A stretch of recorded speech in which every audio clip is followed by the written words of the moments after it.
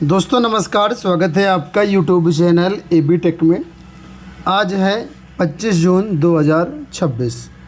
सबसे पहले बात कर लेते हैं शिक्षा सेवा चयन आयोग से आने वाली वैकेंसीज के बारे में। फ़िलहाल शिक्षा सेवा चयन आयोग से एडेड माध्यमिक विद्यालयों में हेडमास्टर, प्रिंसिपल, टीजीटी और पीजीटी की वैकेंसीज आनी है। टीजीटी पीजीटी का सिलेबस पहले ही जारी कर दिया था आयोग ने, और कल हेडमास्टर और प्रिंसिपल पद का जो सिलेबस है वो जारी कर दिया है। इससे जो तमाम तैयारी करने वाले छात्र हैं उनको काफ़ी राहत मिल गई है। फ़िलहाल यहाँ पर देखिए बताया गया है कि उत्तर प्रदेश शिक्षा सेवा चयन आयोग ने अशासकीय सहायता प्राप्त माध्यमिक विद्यालयों और अल्पसंख्यक इंटरमीडिएट कॉलेजों के प्रधानाचार्य व हाई स्कूल के प्रधानाध्यापक पद के लिए सिलेबस जारी कर दिया है।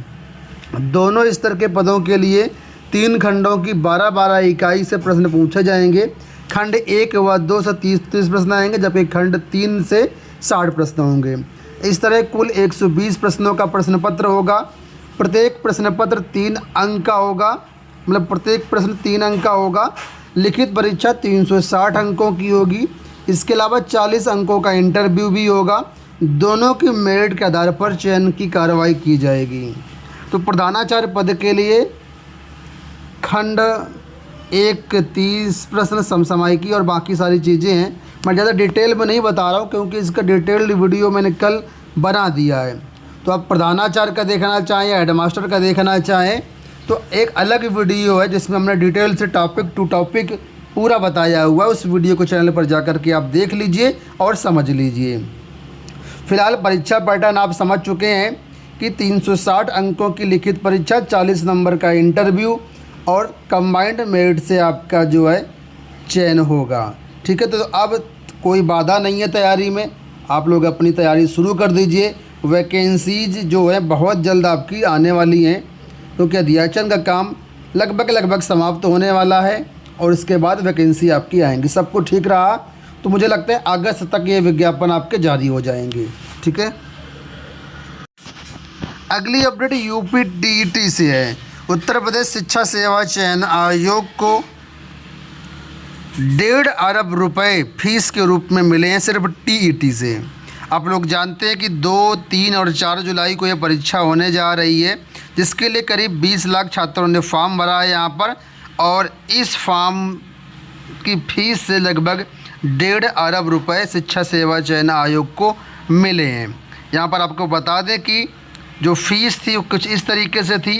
एक पेपर के लिए, 2 पेपर के लिए अलग अलग फ़ीस थी, जिसमें बताया गया है कि 1000 रुपये जो है आरक्षित ओबीसी ईडब्ल्यूएस छात्रों के से थे। एससी एसटी से 500, दिव्यांग अभ्यर्थियों 300 रुपये लिए गए थे। इस तरीके से यहाँ पर फीस ली गई थी। इस तरह 160 करोड़ रुपए फीस के रूप में आयोग को मिले हैं।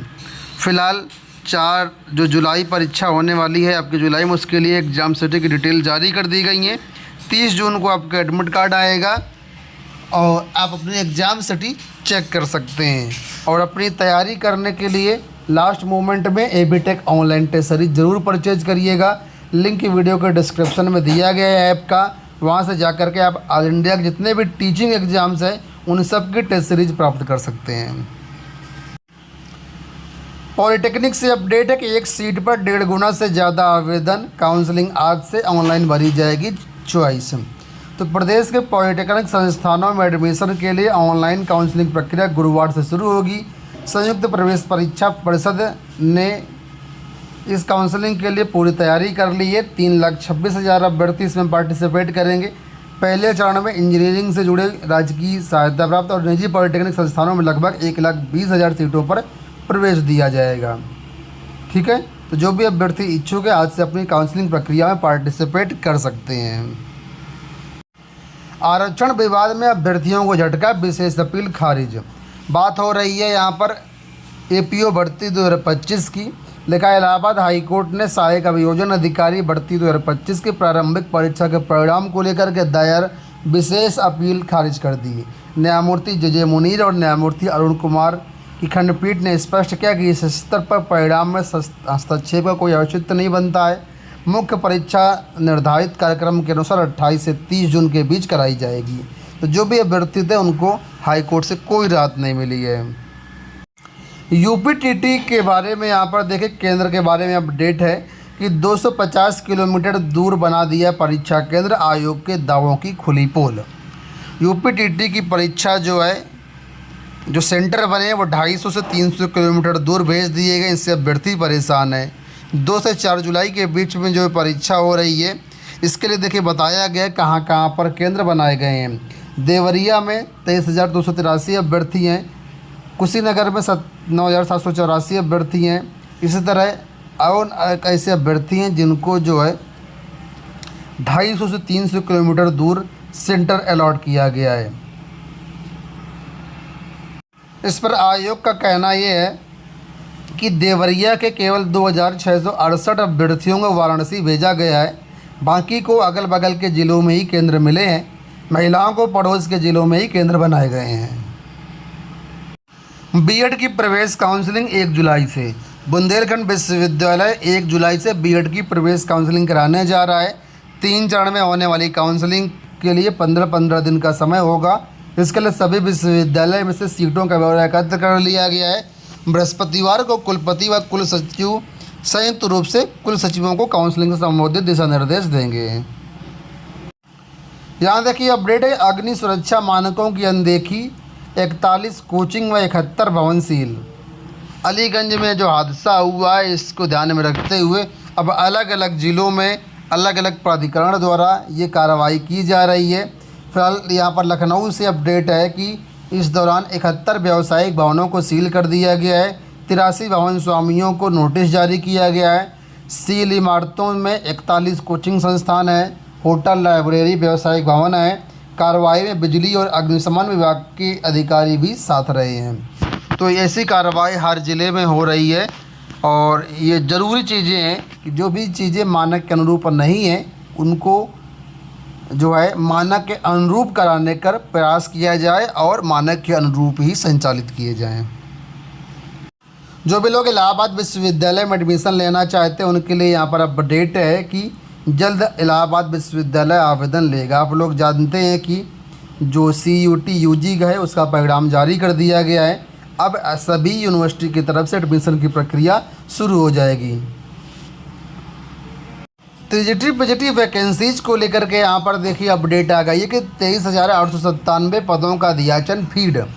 प्रदेश के सहायता प्राप्त माध्यमिक विद्यालयों में 23,897 पदों का दियाचन निदेशालय ने बुधवार को फीड कर दिया है। आयोग के पोर्टल पर अपलोड करने की अनुमति के लिए निदेशालय माध्यमिक शिक्षा विभाग को भी पत्र भेज दिया है। जुलाई में शिक्षकों की भर्ती प्रक्रिया शुरू हो जाएगी। NIC की ओर से तैयार ये अध्याचन पोर्टल पर जल्द अपलोड होंगे। अम्बेडकर नगर ने सत्यापन नहीं भेजा था। पूर्व DIOS ने जो भी रिक्त पदों की सूचना भेजी थी, निदेशालय के मुताबिक उनमें 17 स्कूलों में 42 पद दबाने की कोशिश की गई थी। तो बताया गया है कि निदेशालय की तरफ से अध्याचन फीड कर दिया गया है।